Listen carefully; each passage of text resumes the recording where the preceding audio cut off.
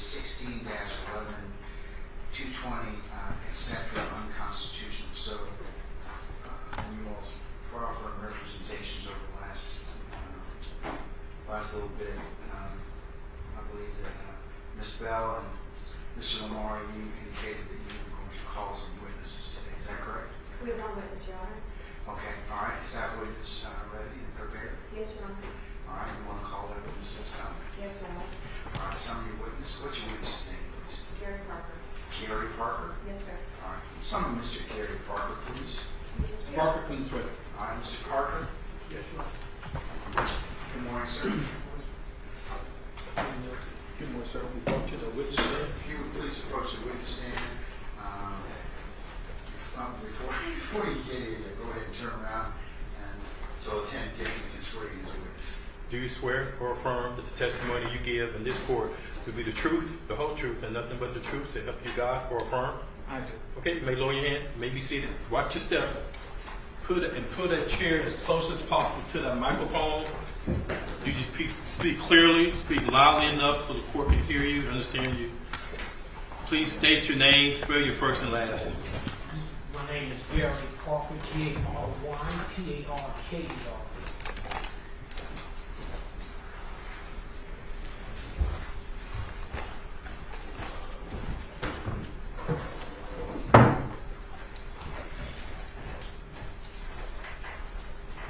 May I inquire, Your Honor? Yes, you may. Good morning, Mr. Parker. Good morning, Counsel. What is your current profession? I am a retired lawyer. And are you familiar with the General Assembly?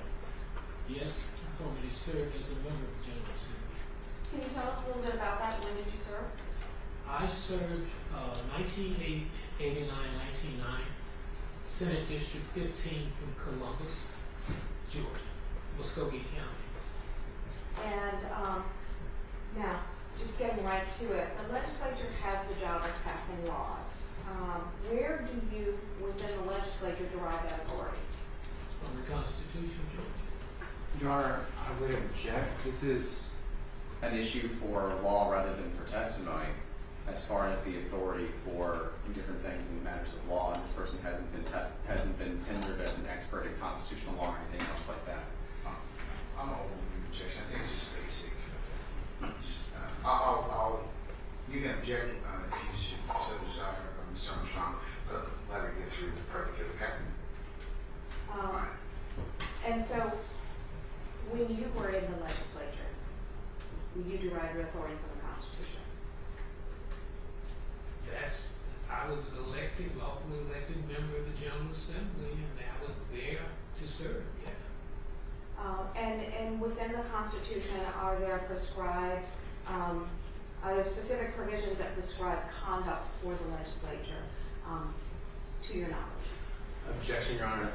The question asked, she's asking questions about the Constitution, which is not about a fact that a witness would know, but an issue that can be cited by counsel.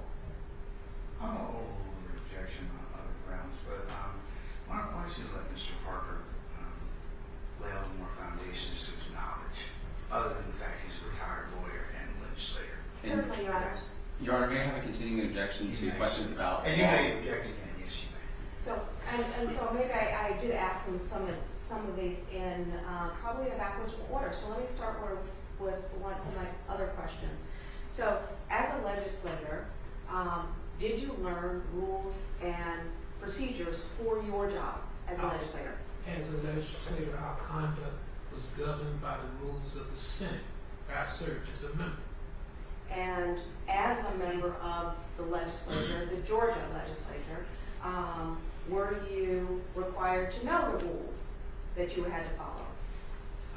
I was required to know the rules, and I studied the rules because I was a freshman senator.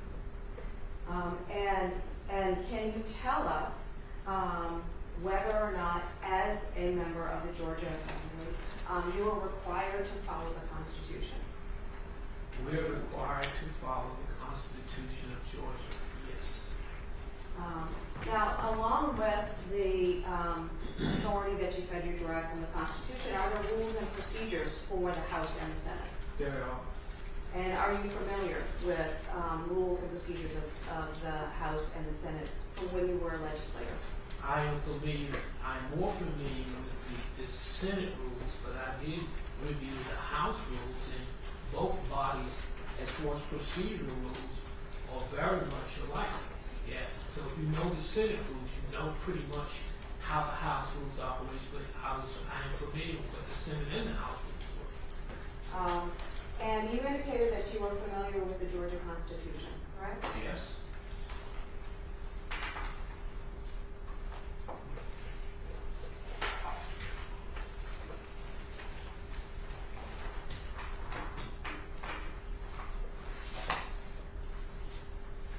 Your Honor, I have exhibits to tender in this matter. I have provided them to the state yesterday. I have, per the request of the court reporter, put them on USB drive.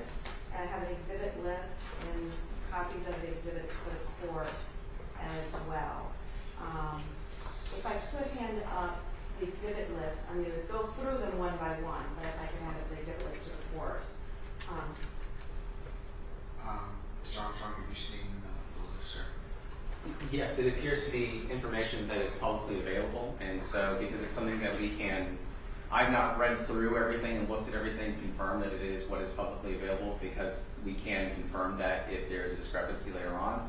I have no objection to the information that 1 through 11. Okay. So, the exhibit list, is that going to be D1 now?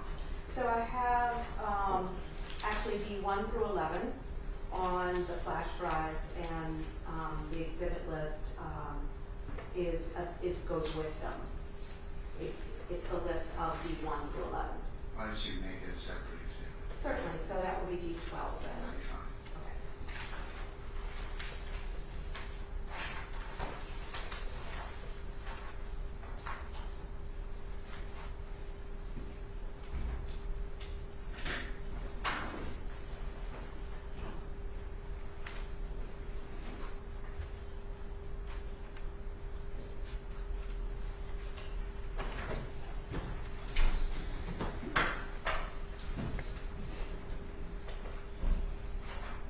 So I'm going to move to tender D1 through 12. Fine.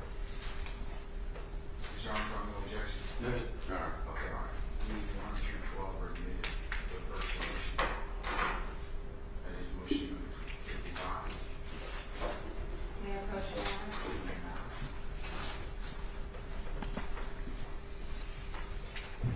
Thank you. Mr. Parker?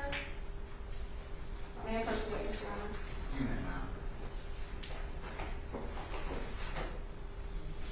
Ms. Parker, I'm going to hand you what has been tendered as defendants 2 and 3.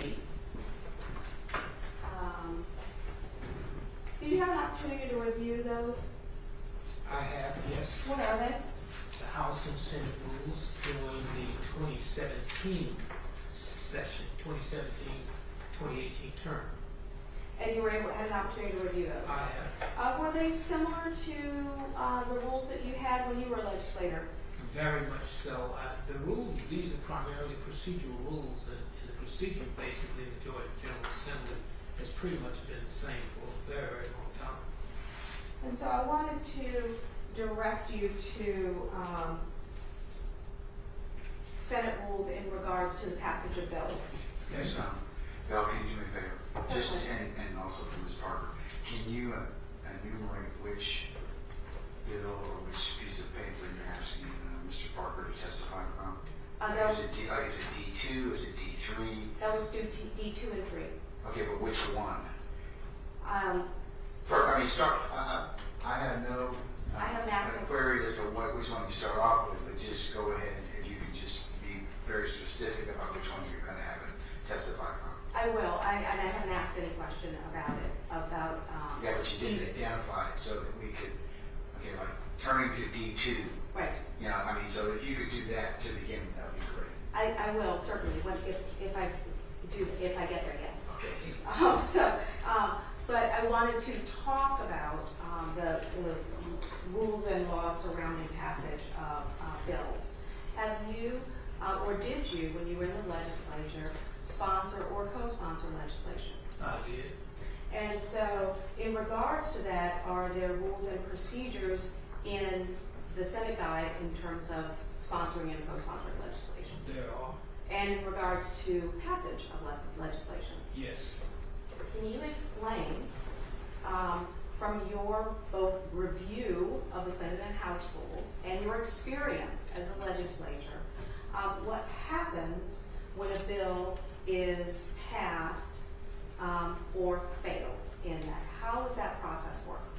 Well, bills are called for final passage in either of the houses of the legislature. And when they come up, they either are passed or they are defeated. And if they pass, they move to the other house for consideration. If they defeated, that's the end of the story. And so, is there only one vote on a bill?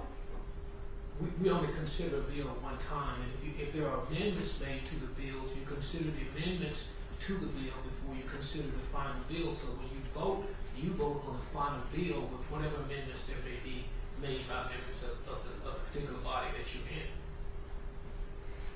And so, in review of your of the information for this case, I'm going to, if I may approach, Your Honor, I'm going to hand you what has been previously marked as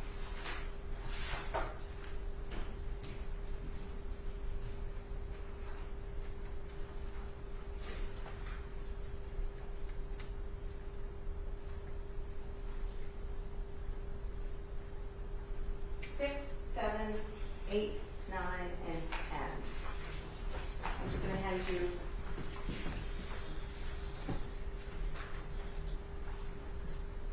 Okay. Do you recognize those documents? House Bill 452. As STA, Say again, sir. STA, is that correct? D8, House Bill 452? Yeah, Yes. okay, all right. Yeah. Go ahead, you can finish it. Yeah, I'm familiar. I Okay. reviewed these, yes. Okay. And do you also see in what is D10, which is the legiscan for House Bill 452? Repeat that, please. May I approach? You may. The legiscan for House Bill 452? Yes. And did you get a chance to review that? Yes. And can you tell us what information is contained on that document? The information is the procedural history of this particular bill, Senate Bill 1. When it was considered by the House and considered by the Senate. And it's just basically sets out the procedural legislative history of a particular bill. Okay. And so you're looking at the one for Senate Bill 1, which is D9?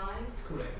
Okay, and do you see one that is for House Bill 452 that is D10? Correct. Yes, I do see that. And what is contained in that legiscan for the bill House 452? The same legislative history. The same legislative history. Okay. And so when we talk about legislative history in regards to Senate Bill 1, can you tell me what was the legislative history of Senate Bill 1? Well, since it was a Senate bill, it would have started in the Senate. The Senate would have acted on it and passed it on to the House, and then the House would consider the bill. The House would have had the privilege to either amend the bill or not, pass it as it was submitted, or defeat the bill. And that's basically the procedure for all legislation. Okay, and what happened to Senate Bill 1 in the 2017-2018 term? It was brought up for vote obviously, Senate Bill 1 would have to pass the Senate first, then it was transferred to the House. The House took the bill up, and I don't know if there were particular amendments, but in the end, the House would have taken a vote on it, pass or fail. And from this, it appears that the bill failed in the House. Okay. And typically what happens when a bill fails, people will make motions for reconsideration and that kind of thing, and you go through the various motions and whatever. But the ultimate outcome of this Senate Bill 1 failed in the House. Okay. And were there motions for reconsideration in this case? According to the scan, yes, it was. And that's the procedure that move is always made by the sponsors of the bill. If their bill failed, is moved to reconsider the bill, basically asking his colleagues to take a second look at the bill and reconsider your position or your vote on this bill. That's the whole purpose of that. And so I want to move on to House Bill 452. Okay? And, well, let me back up. On regards to Senate Bill 1, what day of the legislature was Senate Bill 1 considered by the House? If my memory served me well, it was the 39th day, The 39th day. which is the day before the last day. Exactly what I was going to ask. So day before the last day, I understand what your testimony is that Senate Bill 1 was considered, it was voted on, there was motion for reconsideration, and it failed. It failed. And so I want to direct you now to House Bill 452. And do you have the legiscan on House Bill 452? I do. And so what date was the last day of the legislature in 2017, 2018 term? Objection, Your Honor. Foundation. They've not established that he has a foundation for personal knowledge as to the days for the 2017 legislation. I'll sustain the objection. Go ahead. Based, certainly. Based, you have the legiscan in front of you, correct? I do, and let me make it clear now. There's only 40 days in the legislative session, and 40 comes after 39, and this was done on 40. 40th day. And so, Your Honor, I would still object to foundation because there's no indication as to what his foundation for personal knowledge as to the days of this particular legislative session were, since they've only established that he was in the legislature many years before. I'll sustain the objection. and so, in regards to asking you to review the legiscan in front that you reviewed in this case. Yes. What date, was my question, what date was Bill 452 House Bill 452 brought to the House after the defeat of SB 1?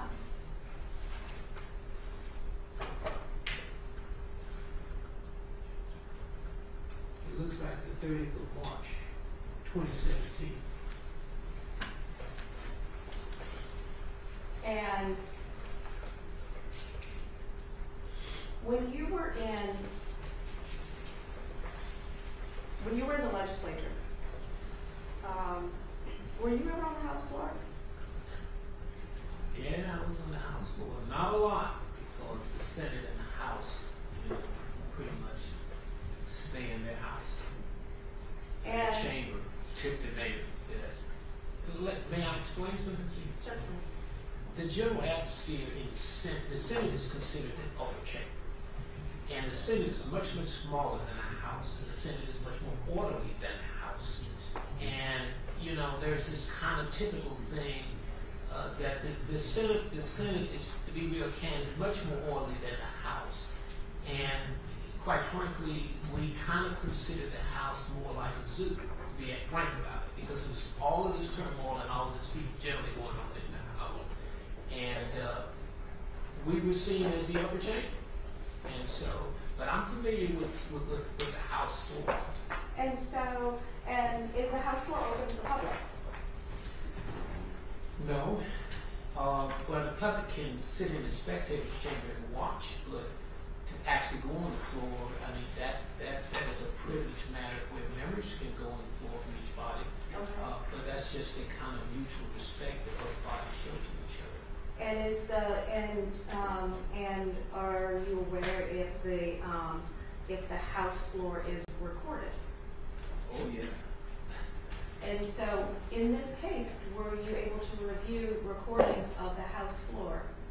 I was as it relates to this particular piece of legislation, yeah. And so, when you viewed the video in regards to the passage of, or the vote on HB 452, in that video, did you see which day that was voted on? Objection, Your Honor. Best evidence. These are videos that are already before the court. Having this witness testify to what he has perceived on that video is not something that should be coming before the court through testimony. We're getting to that. I'll rule the objections one time. Go ahead. Did you see what day was on the video? Yeah. I did. Okay, and which day of the legislature was that? As it relates to which piece of legislation? House Bill 452? That would, House Bill 452 would have been on, it would have been on the 30th, which would have been the 40th day.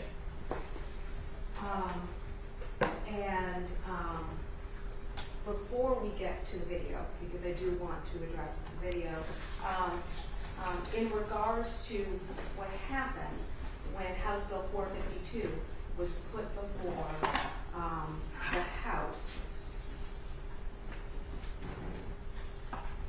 was House Bill 452 Senate Bill 1? Objection, Your Honor. This calls for a conclusion of him comparing two things and offering an opinion. Standing objection. So, okay. The language was substituted the same, that's what you're asking. Well, my question was just, was it SB1? Was House Bill 452 SB1? But I will withdraw that question. House Bill 452, I wasn't going to get into the substance, but House Bill 452 was presented to the legislature in what format? How was House Bill 452 presented to the legislature in when it was brought on the 40th day? It was basically as a Senate substitute is how it's presented. And so can you explain what a Senate substitute is? It is basically, the Senate can amend a House bill and send it back, or the Senate can look at the total bill and substitute basically the entire bill source. This particular first bill was under one title, and the Senate bill was on another title. And so when a Senate substitute is taking a block of information and almost entirely changing another bill, did I understand that correctly? I understand that correctly, but can I explain some of the operations of this? That's what you're here for. In the General Assembly, as a kind of procedure, there is this process of having bills to just carry particular legislation. In other words, what the Senate did in this particular situation was basically substituted what was the language in the Senate Bill 1 and put it in House Bill 452. And that's prohibited from doing it. You agree with that? And so after the Senate substitute, then the Senate sent it back to the House. Correct. Okay. Right at this time. And I might add that when it comes back to the House understands what the substitute for the bill that they sent for. And they either agree or disagree. And if there's a disagreement of sorts, then it goes to a conference committee to iron out the differences. And then the conference committee submits a report where the House and Senate have reached an agreement. It comes back to the body as a conference committee report. But they didn't do that. It just went back as a substitute. Okay. Now I want to show to the state's objection that the best evidence of this is what actually occurred. I would like to tender or publish, if the court would so allow, publish Defense Exhibit 5 in regards to House Bill 452. Is that the link, is that the, link that's referenced in D12? Yes. No, in D5. D5 says Georgia House I know, but your D12 is your exhibit list. exhibit list. It Yes. references D5. So is that what you're asking to show at this point in time? Yes, Your Honor. Mr. Armstrong? It's probably very long, so I just ask that it be targeted. Okay, all right. You can play the relevant part now. Yes, yes, Your Honor. Just reference what part of that is that you have to play I will. when you get to it.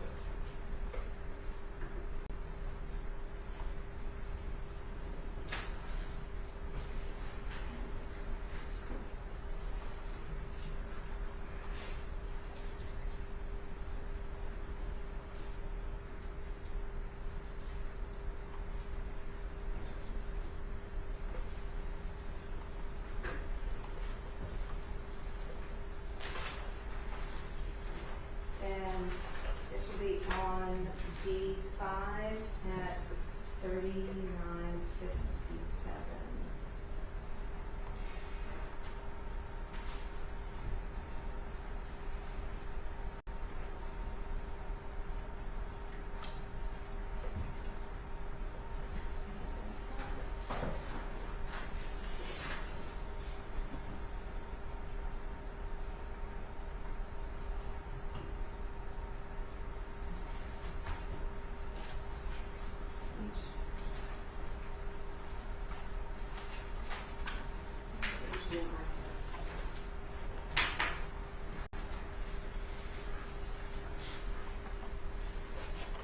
Mr. Carson, the Zoom link if you want to share screen.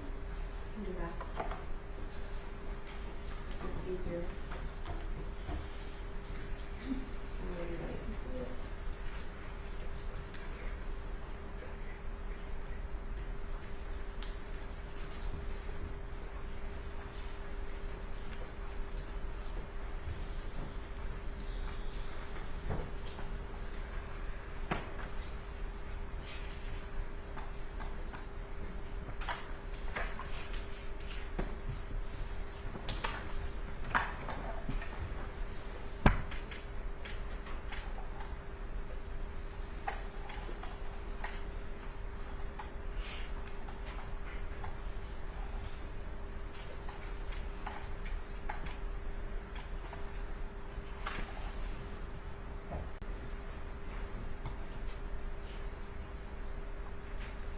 So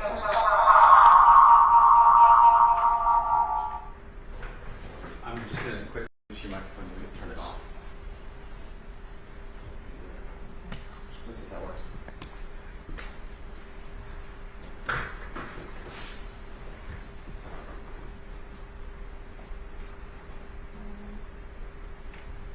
I'm starting at 3955 on D5. All right, so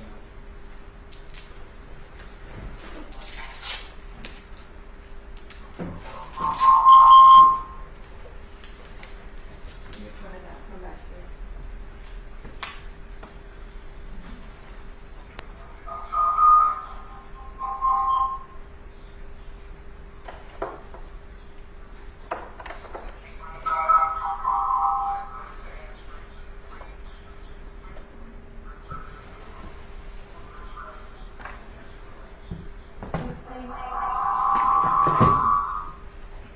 Maybe they appear here, but perhaps like not mute the Zoom issue, but like maybe.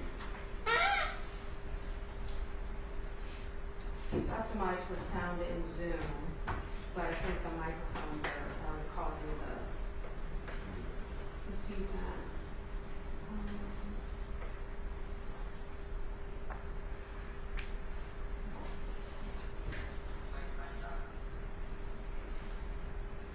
Click on share sign. It did.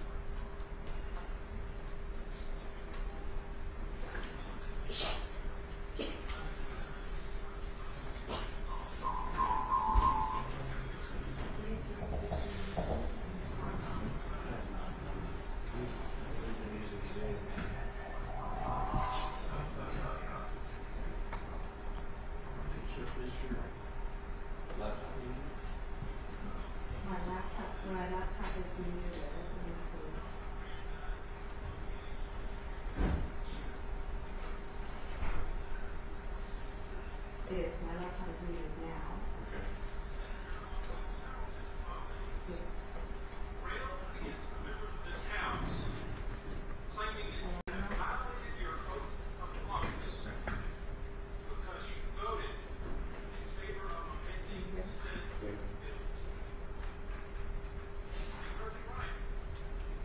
He suggested that you had been derelict in your obligations to uphold the Constitution because you had dared to amend Senate measures with House measures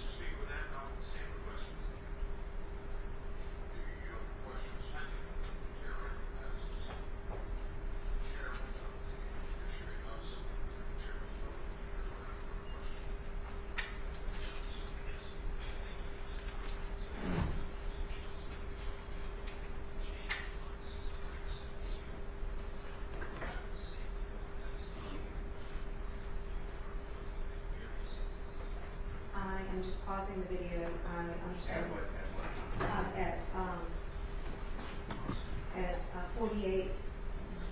At 48:46. This state has indicated that they can't hear, and I understand the volume's low. Mine is at 100, and if I take the mute of my computer off, I get feedback. And so I'm happy to engage in any other solution that things might help. I'm sorry? Do you have an external speaker? I do on this, but when I turn it on, it gets feedback.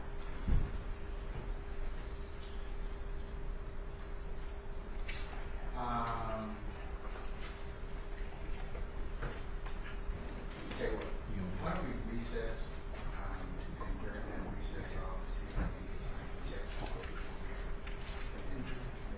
Maybe we can work your speaker and get it a little louder, okay? Certainly. Thank you. All right, okay, we're in recess.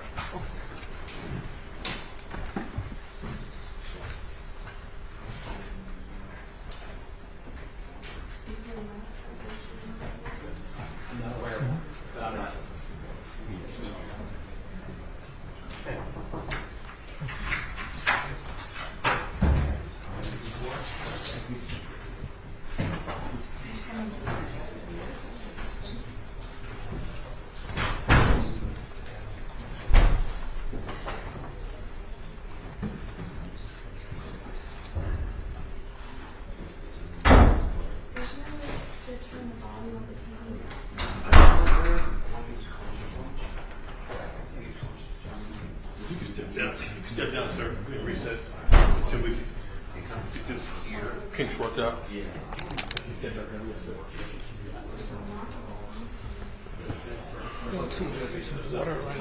There's a water fountain right outside the courtroom. And then you're into the system. So the speakers are separate. If you go out that door right there, yeah, no, go out that door. Yeah, go to the swing door. Don't let the door swing.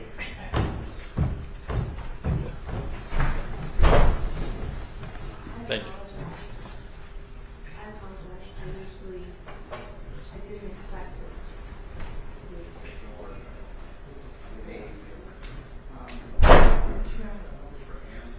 I need to call him.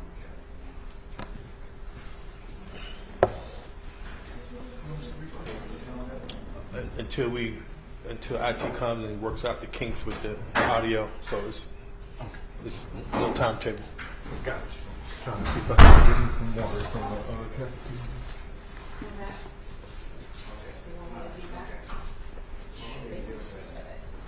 Yeah, we're ready. There's a plug right under here. All right, thanks, lady. Wes, it's your fault. That's all. It's your fault. Yes. Just wanted to remind you. Oh, that's all right.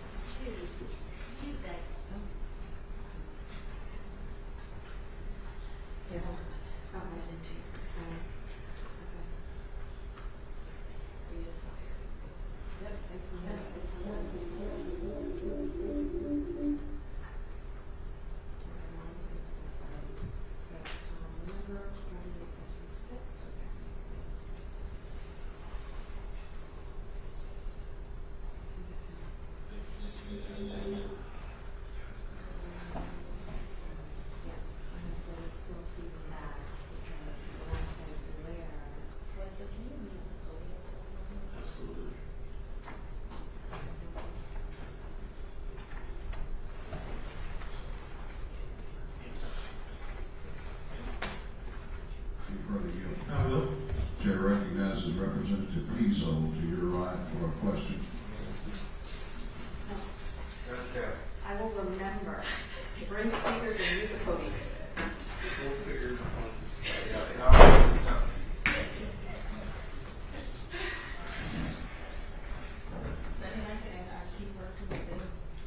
Yeah.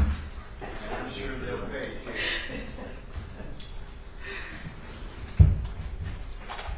Oh, you switching over to IT now? You switching over to IT now? Is it work? Okay. To raise the Fine.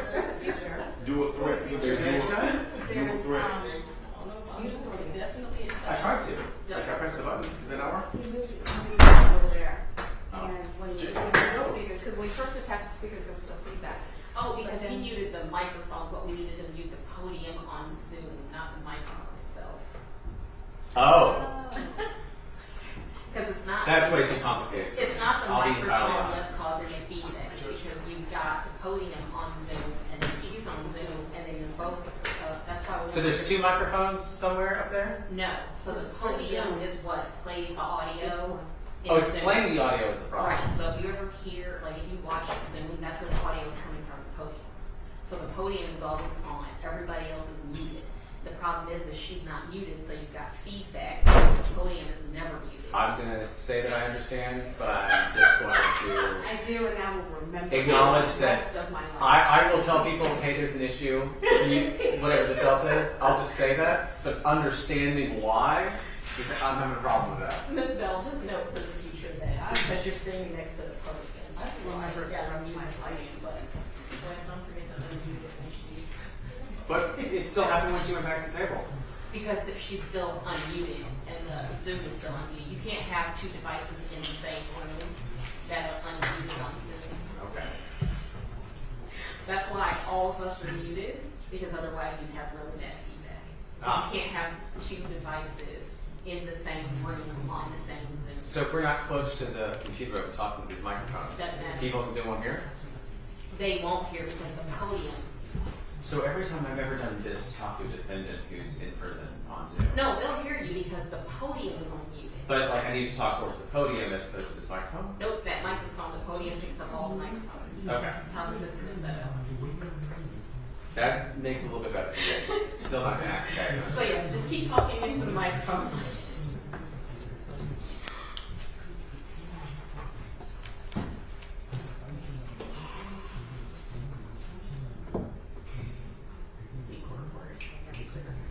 You got it, you have to.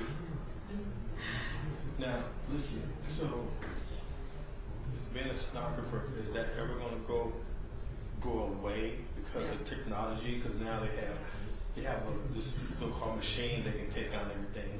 Yeah. So they always, I'm gonna tell you why. what? Technology does not differentiate speakers very well. Technology what? Does not differentiate speakers Okay. very well, so it's not gonna be able to say he's talking versus you're talking versus she's talking. So versus they're always gonna need you. Gotcha. And technology does not do a very good job of, or as good a job of differentiating some of the homophones that are out there. Okay. And it doesn't always hear. Gotcha. Gotcha. And depending on if Okay. Remain seated, court can order. your doors are slamming, it's not gonna catch. Gotcha. You ready to have me back, Judge? Yeah, there we go. I tell Mr. Parker is not here, he'll be outside, so. He's right here. He's right here. Okay, I'll let you back. All right. Come on, take a seat, sir. Come on. Don't let the door swing.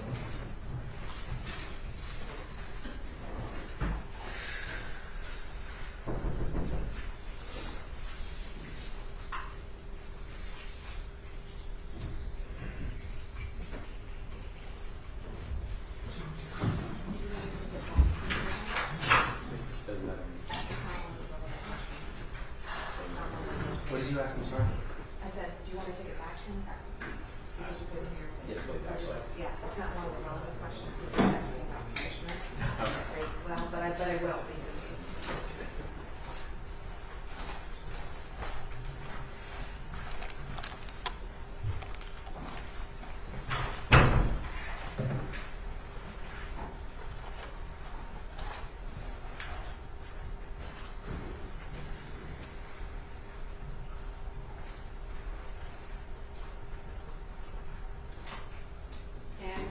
Yes, you may, ma'am. I believe that we have the sound worked out, and because there was a few portion that was inaudible previously, I backed the time up 10 seconds to 48:43. All right, go right ahead. Prosecutor and the defense agreeing on that. Is that not true? Yes, sir, that's correct. Is it not true, frankly, that similar provisions to that were have been adopted by this House as part of the governor's criminal justice reform package, which our committee has been worked on for several years? Is that not true? Yes. Thank you. Thank you. Do you further yield? I will. Chair recognizes Representative Pizzo to your right for a question. Thank you, Mr. Speaker. Does the gentleman yield? Yes. This is essentially Senate Bill 1, just put into another bill's form. Is that not true? That is not true. This is a watered down, much more responsible version of what came across as Senate Bill 1. Senate Bill 1 had provisions for creating a new state agency, for creating a new commissioner position. It had a very overreaching new felony requirement, with sentencing requirements. And we started with Senate Bill 1 as a working starting point for working on this bill. But this bill is substantially different than Senate Bill 1. It is an iteration that began very different from Senate Bill 1 today. Do you further yield? Yes. Is it not true that Senate Bill 1 failed not once but twice on Tuesday night? That is correct. Okay. And is it not further true that Article 3, Section 5, Paragraph 12 of the Georgia Constitution essentially says that no bill rejected by either house shall be proposed again without consent of 2/3 of the House? That's correct, and this is not the same bill that we voted on twice 2 days ago. This is House Bill 452, as amended by this House, and the amendment language is similar to the language we voted on 2 days ago, but it is different. If it's different, then why are we continuing to talk about Senate Bill 1? Well, the bill that came back, House Bill 452, was amended in the Senate, and the Senate actually put on their original, or very close to their original Senate Bill 1 language. So what we're doing is, again, working with what they sent over, cleaning it up, and making it something that we can work with, something that actually does a good job of meeting the objectives that we've stated for the bill. Thank you for taking my questions. Thank you. Do you further yield? I will. Chair recognizes Chairman Setzler to your right for a question. Mr. General Gill, I do. to further highlight the difference, I appreciate the difference you brought in this version. And we talked the other day about the things that our grassroots folks complain about were systematically, piece by piece by piece, taken out of the bill in committee. And what you brought before us here is true. On line 70 through 72, if there's a plea deal that's established between a prosecutor and somebody who pleads on this, the mandatory minimum requirement to serve these fairly high potential sentences would not be required as all time to serve. That's correct. We affirm the discretion of the court with regard to suspending, probating, or otherwise modifying the sentence. Mr. General, further deal. Yes. It's a concern of many members of this body.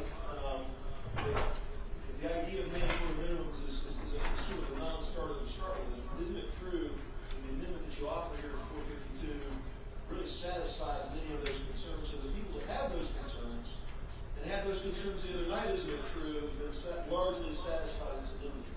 That's correct. Appreciate the change for your offering. Thank you, Mr. Chairman. Do you further yield? I will yield for one more, Mr. Speaker, and then I will be at my seat to take other questions if other members have questions. Chair recognizes the minority caucus whip, Representative Hughley to your left for a question. Thank you, Mr. Speaker. Does the gentleman yield? I do, and I would remind you that I did vote for your bill a little bit earlier today. I was one of the very few, but I did vote for it. Okay, that's very good. But let's stick to the issue at hand. If we really wanted to strengthen this bill, why didn't we just take the mandatory minimums out, and so that we can be in conformity with what we're doing with our criminal justice reform? Representative, take your suggestion wholeheartedly, and I will tell you, if I were the only one who had to vote on this bill, I'd be glad to strip those provisions out because I don't particularly support them. And my history in this body and on the committee is to be adamantly opposed to mandatory minimums. I don't like it as a policy. But in getting to that place where we can all have buy-in on this thing, I'm satisfied that this provision, giving discretion to the court, will meet my concerns about having judicial overreach or having no discretion for judges who find those cases where somebody really should get a little bit of extra credit or a little bit of extra opportunity to prove themselves not deserving of this kind of really difficult punishment. So for me, this is the compromise that satisfies my concern. Does the gentleman further yield? Yes. Isn't it true that I would feel more confident if we just took it out? So for those who had the concerns the other day, isn't it true that since we're still in this place, they might still want to vote against this bill? I'm sure every member will vote their conscience. I just want every member to make sure that they're voting with an informed decision and not based on outmoded or frankly outdated talking points related to the original bill or even related to the bill we voted a few days ago. And I do ask for every member's support on voting in favor of the motion. Yeah. Some other members that wish to be heard on the motion, Chair recognizes Representative Dukes.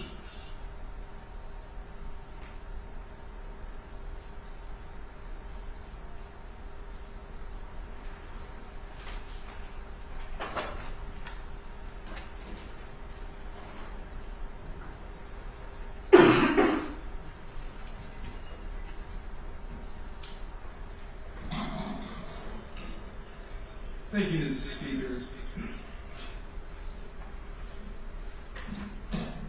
I rise at this moment to let's address some of the issues that this particular matter has caused within this house.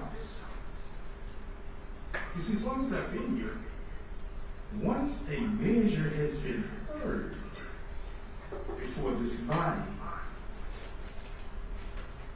it is not up for consideration again during this session. The city has spoken to it based on our Constitution. I understand the difficulties that are existing between these two bodies. But once we get to a point that we are willing to defy and to evade the laws of our own house, then we make for nothing but sheer chaos. And this is the one entity that will destroy this house. Chaos will destroy our state. It will destroy our nation. We're a nation of laws. We're a body of laws. Regardless of what you say or how you present this particular measure, it is in a blatant disregard to the rules of our own house. Is anything that important for either of the bodies? When you attempt to do that to our rules, you cut at the basic core and essence of who we are as Georgians. That is the first thing that I would like to address to this matter. The other thing is the basic bill itself. It appears as if we have gotten to, as a nation, to be so afraid of others. So much so until we are willing to sacrifice the freedoms that we have enjoyed for security. You see, I'm not afraid of any of those people. Because first of all, I am a Georgian. Second, and after that, I'm an American living in a nation that has declared itself to be a place that is considered the land of the free and the home of the brave. But yet still we are trying to pass legislation that will restrict our freedom. Listen, it is an insult to those people who fought at Yorktown in Valley Forge. And here we are now, we are afraid of the people who will come to our nation to destroy us. You cannot destroy or frighten 350 Americans. I don't care who you are. That's not who we are. It's an insult to those people who fought at Gettysburg. Young men lined up in picket fences, preparing to take hot lead with cold flesh. But they were fighting for their freedoms and things that they believed in.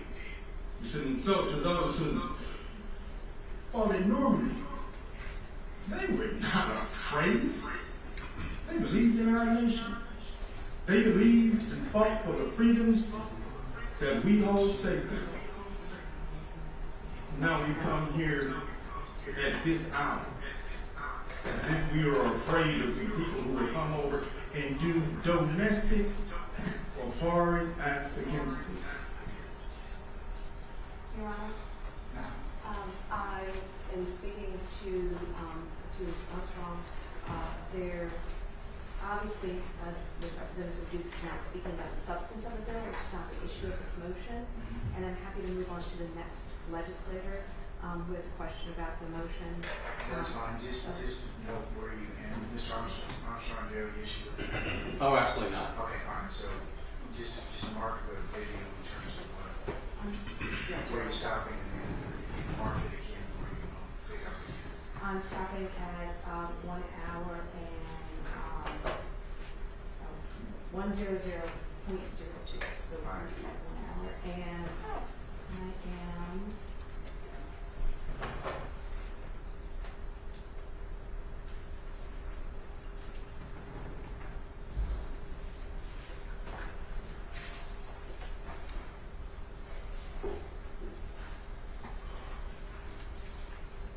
Resuming at 104.26.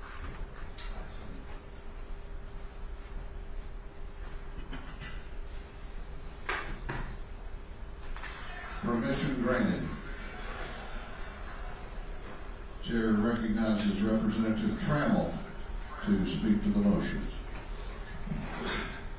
Thank you, Mr. Speaker, and I'm going to be succinct and brief. You know, my granddaddy had a saying. He didn't chew his tobacco twice.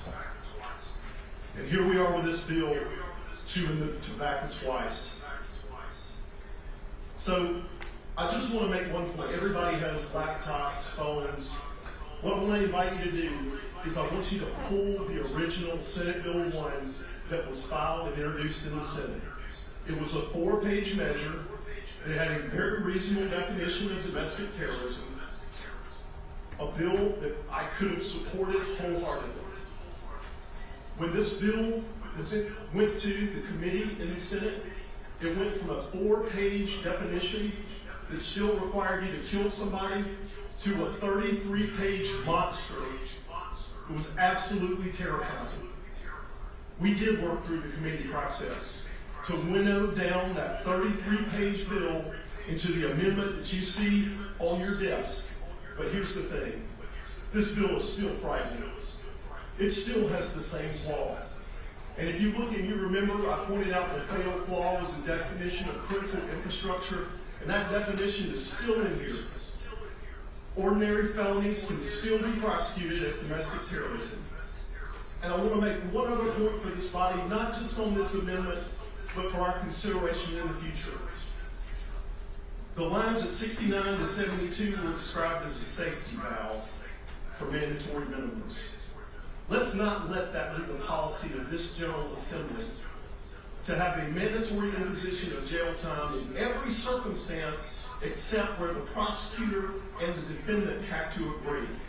Because we already have judicial discretion except when this legislator imposes mandatory minimums.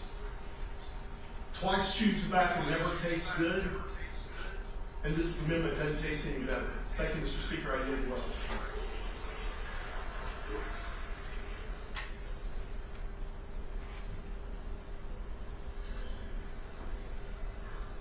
Is there any objection to the adoption of the House amendment? The chair hears none, and the House amendment is adopted. On the gentleman's motion that the House agree,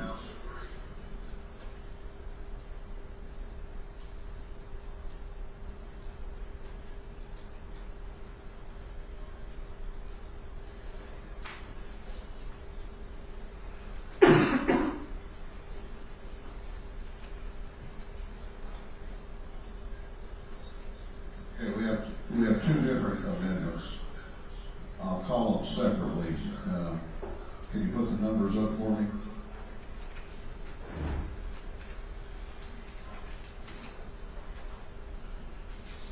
The first amendment is AM 410311. That is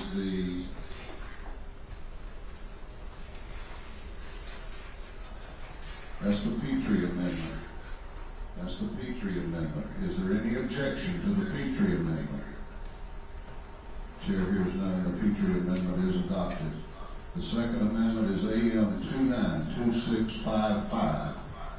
That is the Petrie, Reeves, Quick, and Coomer amendment. Is there objection? There is objection. Does the gentleman move? Is there a move? There is a move. All those in favor of adopting the amendment AM 292655 will vote aye. Those opposed will vote no, and the clerk will unlock the machine.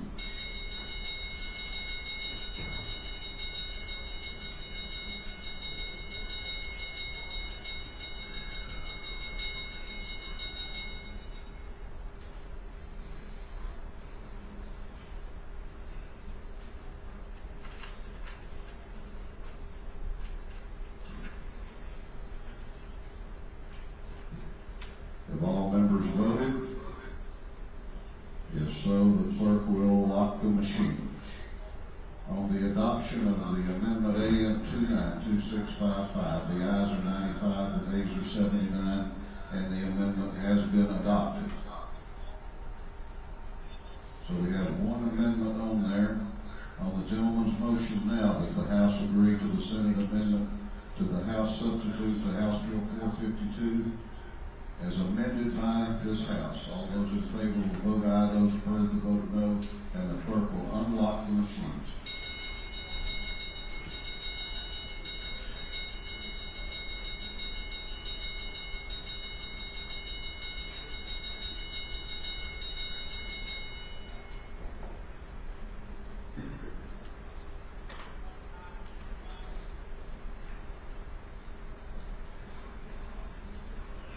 Have all members voted? Have all members voted? If so, the clerk will lock the machines. On the gentleman's motion, the ayes are 96, the nays are 77, and this House has agreed to the Senate substitute House Bill 452 as amended by the House. Chair recognizes Chairman Earhart. I am stopping the video at 1:10:39, 1:10:39, in regards to defense 5.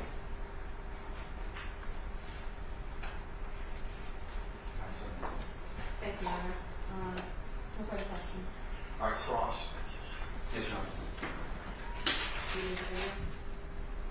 Sorry? Do you need the video? No, I do not.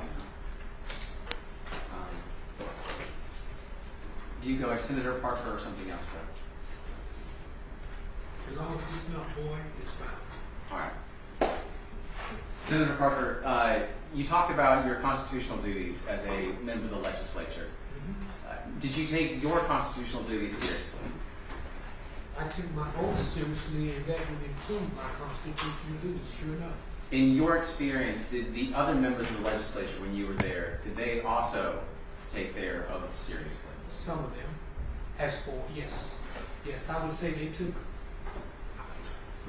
when you say whether they took their oath seriously, I'm not quite following you. In to your experience, did your fellow members of the legislature appear to take their oaths seriously?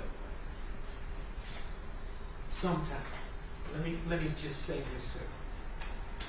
I was a freshman legislator, a lawyer, and when things were being done that were unconstitutional, and I was raising questions about it being unconstitutional, the older senators would turn to me and say, "Senator, you're new here. We're going to do it anyway, and we'll let the courts figure that out." And that's the mindset of the General Assembly.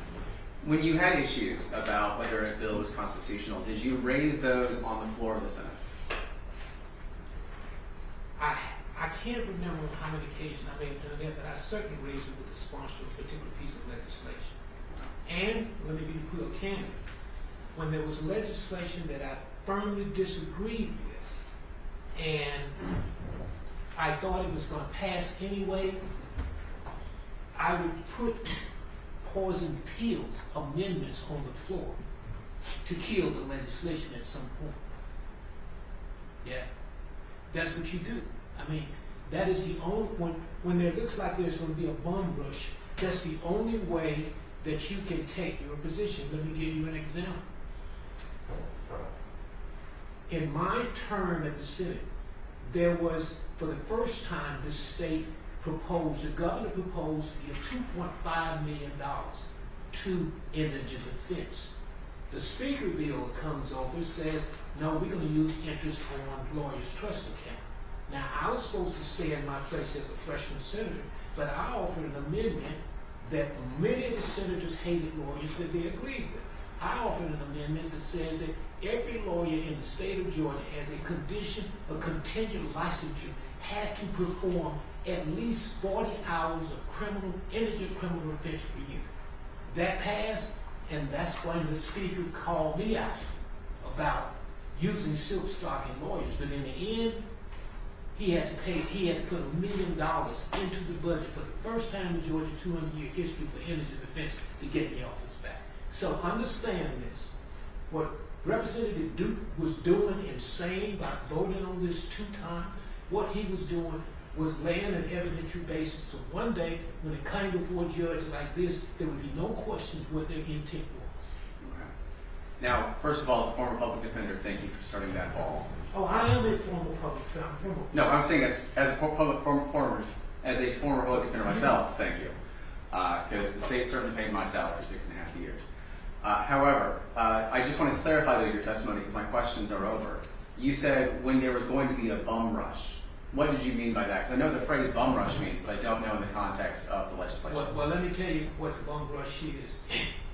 When you get right down to the last minutes of the legislative session, that's when the bum rush comes in. That's when they try to slide things under basically, councils, what they do, this is the time in which they paint black stripes on white mules and say they're zebras. So you have to be very mindful of what they are doing. In fact, if you check the record, in my last year of my term, I filibustered the last 15 minutes of the legislature in the sine die to kill a tort reform bill. So what Representative Duke was doing was laying an evidentiary basis. Understood. No further questions, Your Honor. All right. Anything else? No, Your Honor. All right. May we excuse Senator Parker at this point in time? Yes, Your Retired Honor. lawyer. I apologize for not Retired lawyer. Good to see you. Retired lawyer, but if you understand, retirement is doing as little as you can. It's relative, sir. Yes, sir. Thank you. Appreciate it. Yes,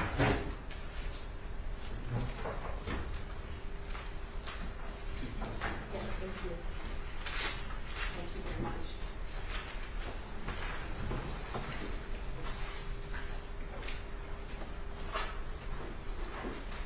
All right, any other additional witnesses, Ms. Beth? No, Your Honor, and all my evidence is tendering. Okay, I'll entertain any argument at this point in time. Thank you.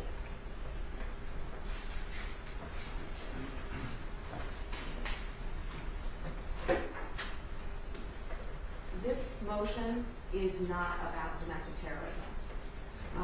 What this motion is about is a process that went wrong in the legislature. It is about the duty that exists for courts to be the check as the separate body on what happens in the legislature. So I am not going to be debating the merits of the domestic terrorism statute because that's really not the issue. Why the domestic terrorism statute matters is because it's on Mr. Long's indictment.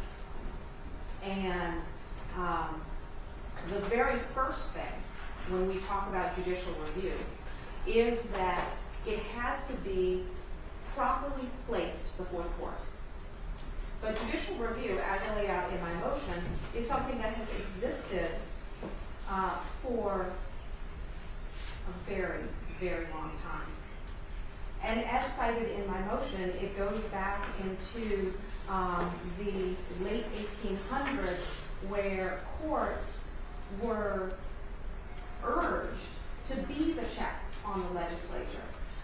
When originally discussed in 1877, as cited in my motion, that it is the power that passes from the legislature to the courts when a law is passed as to whether or not, first, that the legislature passing the law to be enacted, but the second is the court as to whether or not it should be actually used and applied.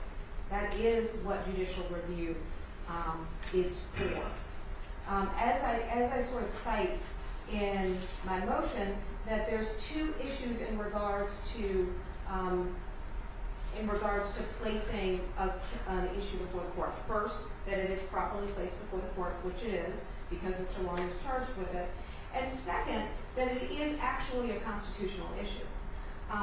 Because one of the things that the courts have talked about, and what originally is the intent around judicial review, is that this is not, it's not for the court to look into issues that are, have to do with whether or not someone has a particular interest in how a statute may be applied, but whether or not it actually invokes a constitutional issue, which it does in this case. And that constitutional issue has to do with the passage of the bill.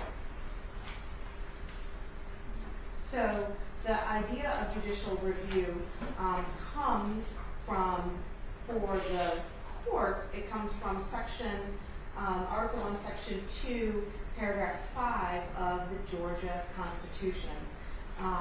And in that, what acts void is in Paragraph 5 of the Constitution, and it says that legislative acts in violation of this Constitution or the Constitution of the United States are void, and the judiciary shall so declare them. That is the original and continuing obligation of the judiciary when these issues are brought before the court. I've cited a couple of cases in my motion that talk about the obligations of the court. In Jones versus McCaskill, MCCASKILL, it's 112, Georgia 453. It's a 1900 case. It says that being violative of the Constitution was necessarily and absolutely, makes the bill necessarily and absolutely void, and that the General Assembly had no power to enact it when it's in violation of the Constitution. As I told the court before, that the idea of judicial review and statutes being void upon review of the court goes back to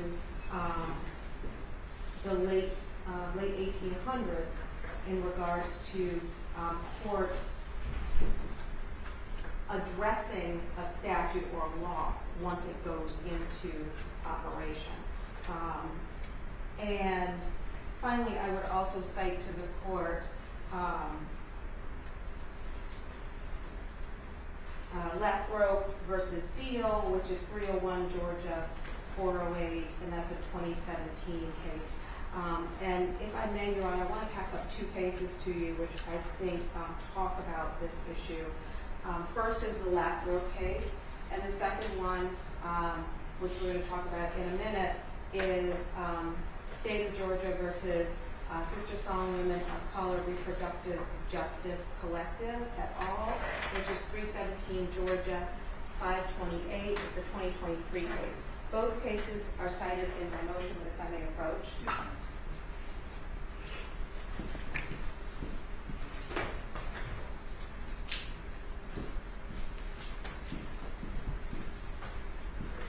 So this issue is properly before the court and grounded in the constitutional rights for the court to review a properly placed and properly pled issue of a review of a statute. And in this case, it is properly placed, and it was properly pled in that the issue laid before the court was the violation of the Georgia Constitution during the passage of the bill. And so I'd like to sort of talk about kind of what went wrong here and why the court is kind of compelled under the Constitution to find this statute void.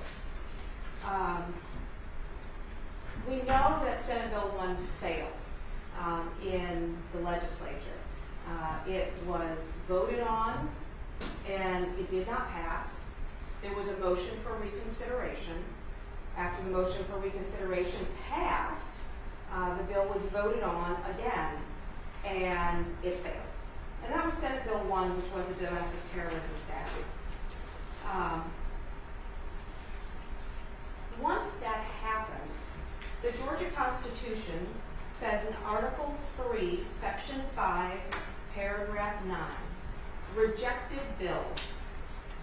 No bill or resolution intended to have the effect of law, which shall have been rejected by either house, shall again be proposed during the same or special session under the same or any other title without the consent of 2/3 of the House by which the same was rejected. And so the House rejected Senate Bill 1, and the bill was proposed again under a different heading. And as I say in the motion, they're permitted to do that. As Senator Parker said, that there can be a Senate substitute. The Senate does it routinely. They take the body of one bill, they put it into a heading of another bill, and they submit a Senate substitute for vote. And so that is not the issue here. The issue is what happened after they submitted the substitute. Because then it goes back to, and this triggers a constitutional issue, it goes back to the House that originally rejected the domestic terrorism statute. They originally rejected Senate Bill 1. And I would say that the reason why we know that this applies here is the Constitution contemplated that the bill may come back under a different title, which is why it specifically says under the same or other title. And so the language is clear about when a rejected bill can be brought back, how it can be brought back, and what must happen in order for there to be passage when it's brought back. That's the constitutional issue. And what happened here is that, as we heard in the video, is that Representative Plumer said, this is different though. It has extra language. There's different amendments. It's bigger. We have more language. And so he actually didn't answer the question, but his position was that the constitutional amendment, this constitutional provision, did not apply. At the core of it, and the reason why I wanted the court to hear every single House member that stood up in regards to the issues on this, because at the core, it was Senate Bill 1. It was always Senate Bill 1. As the first Representative Peasold said, we're still talking about Senate Bill 1. And he raised the constitutional issue. And then Representative Trammell, indicated that what I think was really important is that he said the fatal flaw that was in Senate Bill 1 is still in this bill. And it was the definition of infrastructure in his position. But he notes that the core, everything that was the core of Senate Bill 1 was still there. Every representative that stood up recognized that that was still Senate Bill 1. And what are the differences between Senate Bill 1 and Senate Bill 452, or House Bill 452? There's extra amendments in House Bill 452 that were added on to Senate Bill 1. Would that make it different? And thus, you wouldn't have the same bill being introduced in the same session? I think that's a great question. That's why I asked. And even the blind people get a truck for this one. So. I didn't mean it that way. I apologize, Your Honor. But I think it's an important question because I don't believe that matters. There was extra amendments, but it does not make it different if it at the core is the same language, the same statute that was rejected by the other house. And even Coomer and the people that were supporting it acknowledged that it was still the domestic terrorism bill, but with more and added things. And I'd like to address why that point doesn't actually matter in the analysis that the court has to do here. When you look at the Sisters on Women of Color Reproductive Justice Collective case, and going to page 5 in the second, it starts at the bottom of the first column. The majority is talking about how they're supposed to do this analysis of judicial review. And what the court says, starting at thus, is thus, when a court engages in judicial review, the court does not supply the Constitution with a meaning that the Constitution does not already have, but instead attempts to discern the meaning of the Constitution through interpretation so it can, among other things, resolve conflicts between the Constitution itself and the statutory law. And the court is citing to Lacroix.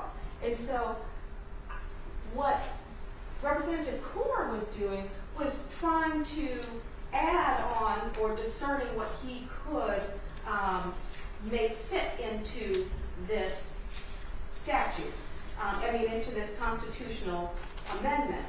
But when the court is doing judicial review, the court has to look at what the Constitution says and as the majority says, not supply the Constitution with meaning, but discerning what the constitutional provision says. And the constitutional provision is as clear as it could be in that once it has been rejected by either house, and the bill shall again be proposed during the same regular or special session under the same or other title without the consent of 2/3 of the House that rejected it. The provision could not be more clear. And so even though when Speaker Ralston called for the vote and called for a vote on the motion, both of them were called as passage. They both passed as majorities. And so at that time, Speaker Ralston believed that that was what needed to happen. But we're not in that moment in the legislature with them. We're in the space where this court is, as a separate leg of our government, is the check on what happens there. And the court, as the Georgia Supreme Court states in the Sister Song case is required to look at the meaning of the Constitution. And so respectfully, I say to the court that even if there is additional information added into the statute, it is still the domestic terrorism statute. It is still the statute that failed in the House, and this constitutional provision doesn't say, like, unless it's worded differently, or if it's in its sum total has been completely rewritten. There's nothing like that in the Constitution. And so we can't add that meaning to the Constitution because it very clearly lays out what the process has to be. And so when we get down to the vote, and the vote is a majority, instead of the 2/3, the vote, it's passed, it's enacted, but we're now... That's assuming it's a different bill. You're still saying it's the same bill, but require 2/3. So yes, and but at the time they believed that that's what the legislature believed could pass the bill, and so it got passed and it was enacted.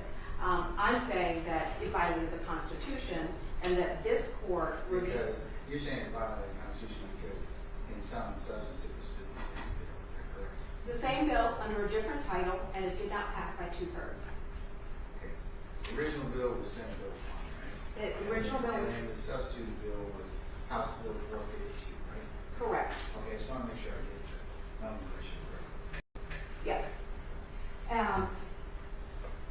And so when the other thing that the Supreme Court noted, because of the importance of this, of what the court's job is that in the same paragraph, the Supreme Court says that judicial review is a legitimate rather than arbitrary exercise of judicial power only because a written constitution has a meaning of its own established not by the courts, but by the people who ratify it, which courts must then interpret and apply to particular cases.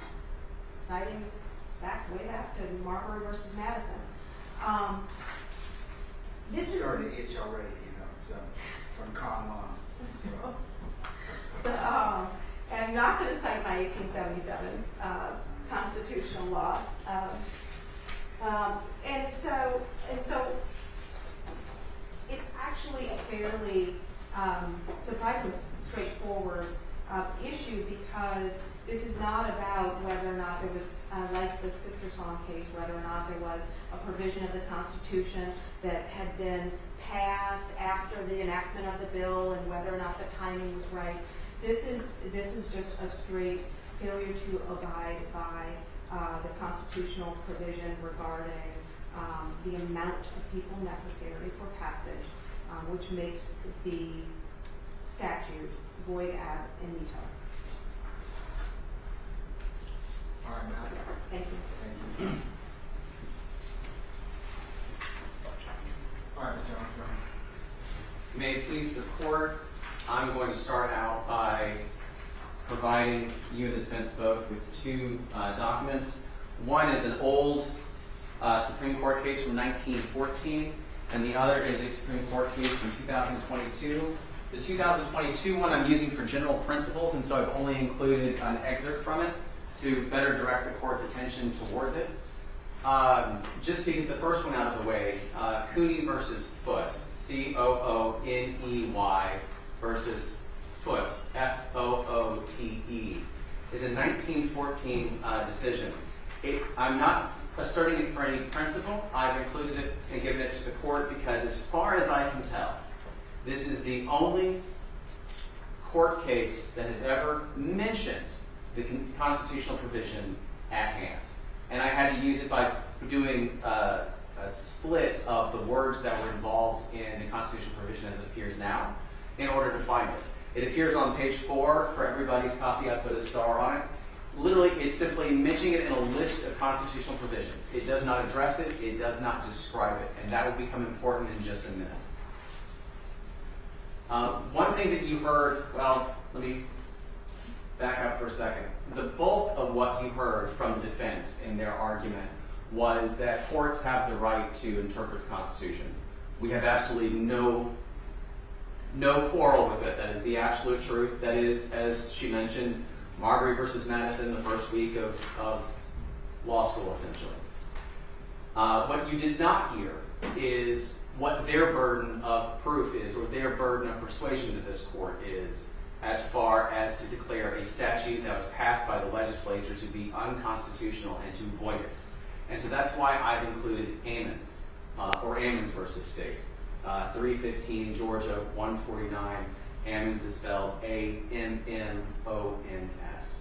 And I'm going to begin on the second column of the first page in the middle, right after the phrase, "We reject this claim." The claim at issue was somebody saying that there was a statute that was unconstitutional for a different provision of the Constitution. And so I'm citing this for general principles about court review of the statutes. As an initial matter, Ammons' burden to establish this claim is a difficult one. We presume that statutes are constitutional, and before an act of the General Assembly can be declared unconstitutional, the conflict between it and the fundamental law must be clear and palpable, and this court must be clearly satisfied of its unconstitutionality. Because all presumptions are in favor of the constitutionality of the statute, the burden is on the party claiming that the law is unconstitutional to prove it. And Ammons' task is made all the more difficult because, to make this argument, she is asserting a novel and quite expansive construction of a provision of the Georgia Constitution that has received little attention since it was enacted. Ammons has not made even the prima facie showing that would meet her heavy burden. Construing a constitutional provision, especially as an original matter, requires careful attention to not only the language of the clause being questioned, but also its broader legal and historical context, which are the primary determinants of a text's meaning. And I'm skipping over the parenthetical. This kind of analysis is especially difficult when the language in question was first enacted long ago and rarely interpreted since, because those important contextual clues can be more difficult to unearth, and the ordinary meaning of language can change over time. And they point out that Ammons in that case grappled with none of it, and for that fact alone, they said that her claim must fail. Now, again, as I mentioned before, there is but one case in Georgia history that I can find that has ever addressed the constitutional provision at issue. So this is similar in the Ammons case. This is one for which there is no historical background as far as judicial interpretations over time.